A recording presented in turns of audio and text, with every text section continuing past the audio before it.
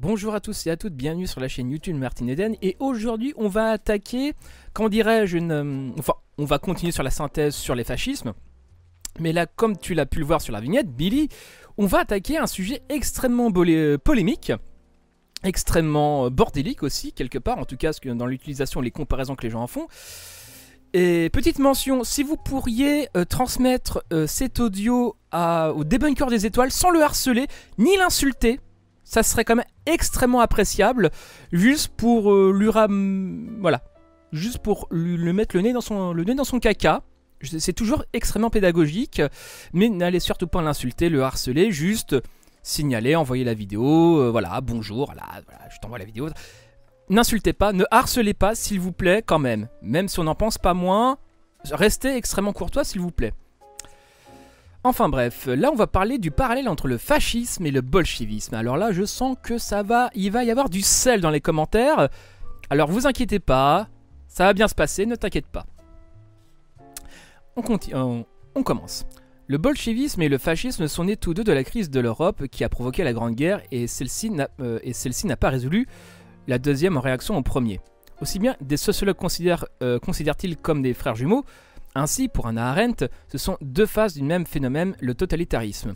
Celui-ci est le résultat de la formation des masses par suite de l'atomisation de la société. En Allemagne, en conséquence de la défaite et de la crise économique, en Russie par le désastre tsariste et la révolution. Les masses sont constituées par des individus sans lien entre eux. Elles se sentent inorganiques, frustrées, humiliées. Les totalitaires leur proposent une idéologie puissant appel à l'imagination qui les détourne des réalités, mais mécontentes du présent sans véritable passé, redoutant l'avenir. Les masses, une fois entrées dans le monde de fiction totalitaire, s'y attachent et sont prêtes à tous les sacrifices exigés par les chefs omniscients et omnipotents devant lesquels elles se prosternent. Ouais, effectivement. Bon, Hannah Arendt, bon, on va en parler plus tard, c'est pas le sujet. Il est exact qu'à l'occasion, communistes et fascistes ont pu s'accorder parfois comme alliés objectifs contre un même ennemi, la démocratie libérale. Les frères Strasse préconisaient une entente durable entre l'Allemagne hitlérienne et l'URSS bolchevique, entente que Hitler et Staline par tactique ont réalisé un temps par le pacte de non-agression d'août 1939. Hitler, qui a fait parfois l'éloge de Staline, est même allé plus loin en proposant à l'URSS de participer à un partage du monde avec les puissances de l'Axe. Il est incontestable aussi que les ressemblances entre fascisme et stalinisme sont frappantes vues de l'extérieur. Vues de l'extérieur, je précise. Incompréhension méprisante et supérieure à l'égard des autres, omnipotence de l'État avec une identique confusion des pouvoirs au profit du parti unique, liquidation des opposants par la terreur, les camps de concentration d'Allemagne ont leur équivalent dans les goulags soviétiques, police toute puissante, identique nationalisme, soutenu par une très forte armée, même culte du chef, etc. On a même écrit que Staline était plus totalitaire que Hitler. Il n'y a rien dans le nazisme d'équivalent à la liquidation des koulaks et à ces millions de morts et à laisser subsister l'aristocratie, l'église, les structures industrielles. En réalité, les différences entre le nazisme et le paroxysme du bolchevisme, que fut le stalinisme, sont fondamentales. Fondamentales, Billy!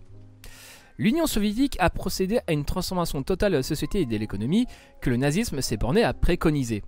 Le fascisme refuse la dictature du prolétariat, il entend dominer la lutte des classes par leur coopération. S'il procède des masses, il veut les mater et non les déchaîner. Les conditions dans lesquelles le bolchevisme a triomphé en Russie, par une situation de désordre et d'anarchie où s'exprimait en théorie la volonté des masses, le fascisme les condamne. Pour lui, le bolchevisme, qui reconnaît à la base une infaillibilité qu'elle n'a pas, même si par la suite il ne la laisse pas plus s'exprimer, est l'aboutissement logique de la démocratie. Aussi bien une des idées fixes de Hitler, avec le racisme, était que le communisme venait du nazi barbare et qu'il fallait la refouler en Asie. Nazisme et bolchevique, tendant tous deux à l'universalité, s'excluent en réalité l'un l'autre. Et ses frères ennemis se sont entrebattus farouchement pour s'exterminer. Voilà. Donc voilà, effectivement, il y a des parallèles, mais une fois qu'on regarde vraiment dans le détail, il y a des oppositions quand même assez flagrantes. Donc voilà, c'est là où l'URSS a voulu, voilà, phase de transition vers le communisme réel, etc. etc.